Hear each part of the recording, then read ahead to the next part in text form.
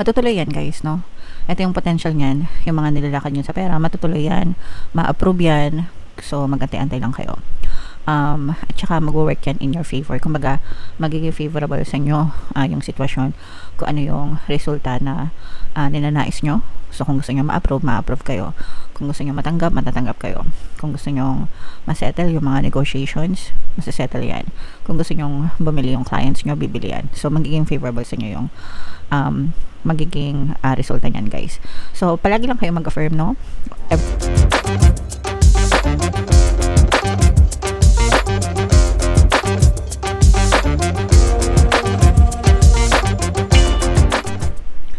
Hello guys, hello Cancer, welcome back to Pinoy Pixie Tarot. Ang pamagat ng episode natin for tonight is story mo ba to? Ito ay isang timeless reading mga kapixie para sa Cancer, Sun, Moon, Rising Sign, and Venus.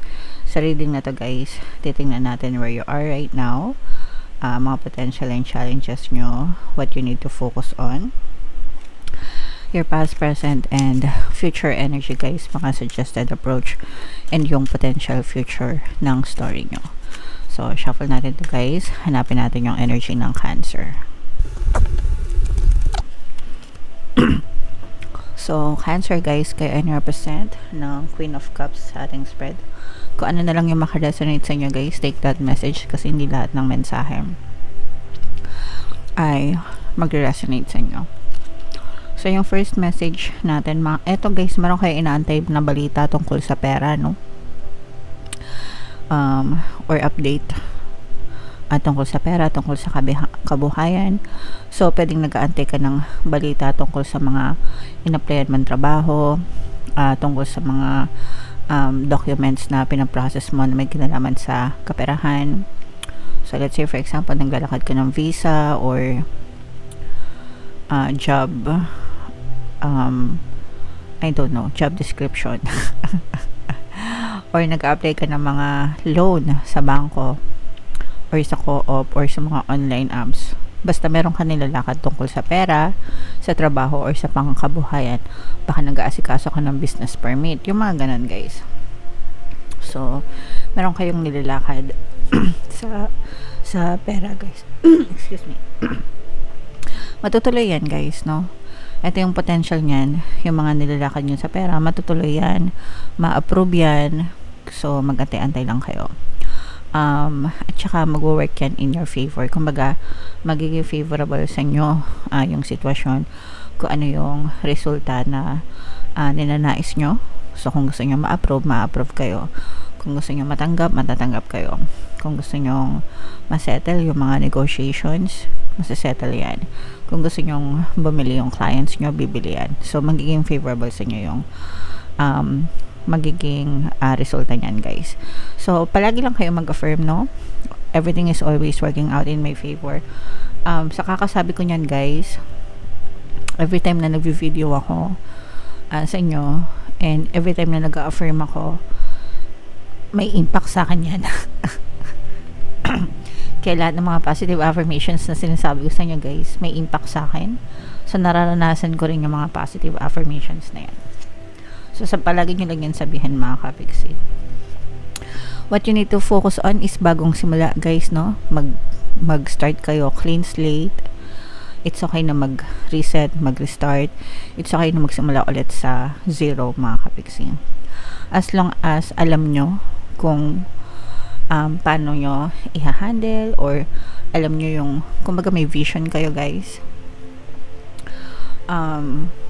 kayang-kaya nyong palaguin, kayang-kaya nyong palakasin yung mga bagay na gusto nyong gawin, lalo na pagdating sa kabuhayan nyo guys, no? Trust me, basta nakafocus yung attention nyo, Cancer. Wow, in your recent past, this is a fire sign energy. Meron talaga kayong gusto, no? Passion, nag-aalab sa puso nyo etong mga bagay na to. So, kung trabaho yan talaga yung gusto mong trabaho, dream job mo yan. Kung negosyo mo yan talaga yung gusto mong negosyo, dream business mo yan. So, nag-aalab talaga siya sa puso mo. Kaya ganun na lang din yung pag-aasikaso mo, no? Kumbaga, kahit dumaan ka sa butas ng karayom, okay lang kasi Para sa'yo naman yan. Wow, yung greatest strength mo is open ka sa pagbabago, mga kapiksi, no? And yun naman yung dapat, guys, kasi you have to understand na there's nothing fixed and there's nothing permanent in this world. Everything is ever changing. Lahat nagbabago. Everything is malleable, changeable. So, yan yung greatest strength nyo. Kayang-kaya nyo sumabay sa mga pagbabago, sa technology, sa trend, no? Kung ano yung uso, kung ano yung pwedeng pagkakitaan, especially doon kayo, no? Kaya nakakasabay kayo sa mga uso, mga kapiksi. And hindi kayo napag-iiwanan sa buhay, guys. Kasi kaya nyo mag-adjust, okay? And ayan o, in the near future, guys, mas lalo pa kayo magiging malakas, mas lalo pa kayo magiging matibay, guys, no? So, tuloy-tuloy nyo lang yan, mga kapiksi. Kasi, kayo din yung magbe-benefit dyan, guys, no? Sa lahat ng mga pagtitiis and pagsisikap nyo sa buhay, guys, okay? Mga suggested approach, guys, gaangan nyo lang. Kumbaga, chill lang, huwag masyadong ma-stress, huwag masyadong mag-worry, lalo na yung waiting period, guys, kasi I know for a fact na nakaka-stress, nakaka-anxiety yung pag-aantay, you're waiting for results, pero dapat you already have a fixed image in your head kung ano yung resulta, para yun na yung ma-experience nyo talaga, okay? If you're expecting good results, definitely good results din yung ma-achieve nyo, guys. So, yeah. What you need to know, mga kapiksi, may mga challenges and pagsubok din na dadating sa inyo. And it's part of life. Hindi nyo kailangan matakot. Excuse me. Hindi nyo kailangan matakot, guys, sa mga problema, sa mga pagsubok. Actually, itong mga problema na to, yan yung lalong magpapalakas sa inyo, yung magpapatibay sa inyo. Sabi ko nga, guys, no, para kayong dadaan sa butas ng karayom. Pero I swear, guys, no, sobrang satisfying kapag nilampasan nyo yung mga ganyang klaseng problema, guys, kasi parang you're renewed, at saka parang wala kayong hindi kakayanin, mga kapiksi. Pasensya na kayo, guys, kung narinig nyo yung ulan, biglang umulan. Your hopes and fears, this is your fears, guys, no? Disappointments, rejection, frustration, mga kapiksi. Yan yung mga negative na kailangan mong i-overcome, guys, no? And kasi the more na fino-focus nyo itong mga frustrations na to, nafo-frustrate kayo, guys, kapag wala kayo agad-agad nakikita na resulta, okay? But you also have to understand na kapag ka nagmadali kayo, and you're basing your perception sa 3D, mas lalo kayong maninega.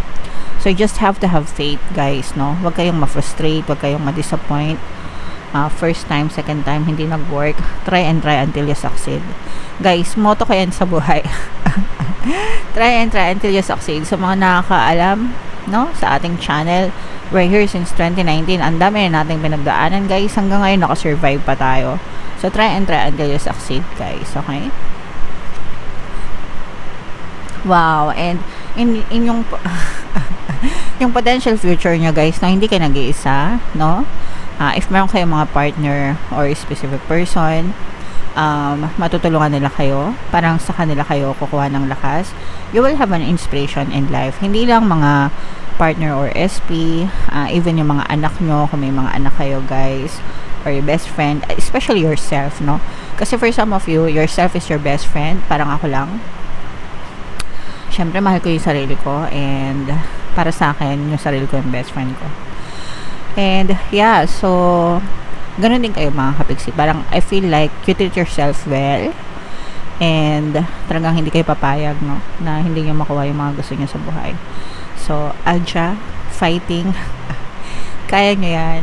Cancer, Jayo. So, yeah. So, i-main-main nyo na yan, guys. Itong mga positive changes na to, itong stronger you, itong ayan, yan, yung mga good news sa kaperahan, Cancer, kasi yan talaga yung focus ng energy nyo right now. So, i-main nyo na yan sa comment section para mabasahin nyo talaga Cancer. So, bunot lang tayo ng isa pang card para sa additional na mensahe, guys. Habang sinashuffle ko to, panoorin nyo muna yung video natin regarding sa ating paano mag-manifest ng abundance video course. Kapiksi, sawa ka na ba sa mga struggles at hirap sa buhay mo? Masipag ka ba at masikap sa buhay ngunit hindi ka pa rin umaasenso? Ilang beses ka na bang nag-attempt mag-negosyo at mag-invest pero palagi ka pa rin nalulugi? Sa pagkakataon na ito ay maaaring may subconscious beliefs ka na nagiging balakid sa iyong pag-unlad at pagyaman. Introducing, paano mag-manifest ng abundance video course. Dito ay matututunan mong ma-overcome ang mga balakid mo para tuluyan ka ng umunlad, umasenso, sumagana, maging matagumpay, successful at maswerte sa iyong kabuhayan, pera, trabaho, negosyo, salapi at kaperahan ng bonggang-bongga. Dali, mag-send na ng email sa pinoypixietaro@gmail.com at simulan na ang iyong pagyaman ngayon. Alright, so sa lahat ng gusto mag-avail ng course, guys, naka-flash sa screen nyo. Una, meron tayong paano mag-manifest ng abundance video course. Meron din tayong paano mawala ang third party at magkaroon ng harmonious na relationship. And meron din tayong paano pabalikin si ex-device breakup. Sa mga interesado, guys, mag-send lang kayo ng email sa pinoypixietaro@gmail.com. So, Cancer, guys, sobrang, ito talaga, kung ano yung lumabas dito, ito rin to, guys. So, everything is working in your favor, mga kapiksi, no? Sabi ko nga sa inyo, yung mga kontrata, yung mga nilalakad nyo na documents, whatever, mga kapiksi ko, ano man yung nilalakad nyo na may kinalaman sa kaperahan, it will work in your favor, guys, no? Talagang mapapasa inyo yan, magiging favorable sa inyo yung sitwasyon, kaya i-mind-mind nyo na yan, mga kapiksi. Another reminder for you is to have a balanced life, guys, no? Kailangan balance lang. Minsan okay din yung may nega kayo para ma-appreciate nyo yung positive, mga kapiksi, pero of course kailangan mas dominant pa rin yung positive nyo sa buhay, mga kapiksi, kasi kapag dominant yung positive, okay lang, pero pag naging dominant yung negative sa buhay nyo, kabahan na kayo kasi mamomroblema kayo ng bonggang-bongga, okay? And yeah, so ilagay sa moderation lahat ng bagay, and iiwasan nyo rin, guys, yung maging judgmental, okay? So wag tayo manghusga ng ibang tao, mga kapiksi, kung ayaw nyo rin mahusgahan kayo ng ibang tao. Alright? So yeah, comment down below, guys, if feeling nyo, story nyo ba to, and kung naka-resonate kayo sa reading na to, yung mga magagandang nasabi ko sa inyo, guys, i-mind nyo na sa comment section. And for more tarot readings, Cancer, ito yung playlist nyo. Ito naman yung ating success stories ng paano mag-manifest ng abundance video course. Click here to subscribe, guys. Thank you for liking, sharing, and subscribing. See you next time. I love you all. Have a nice day. Bye-bye.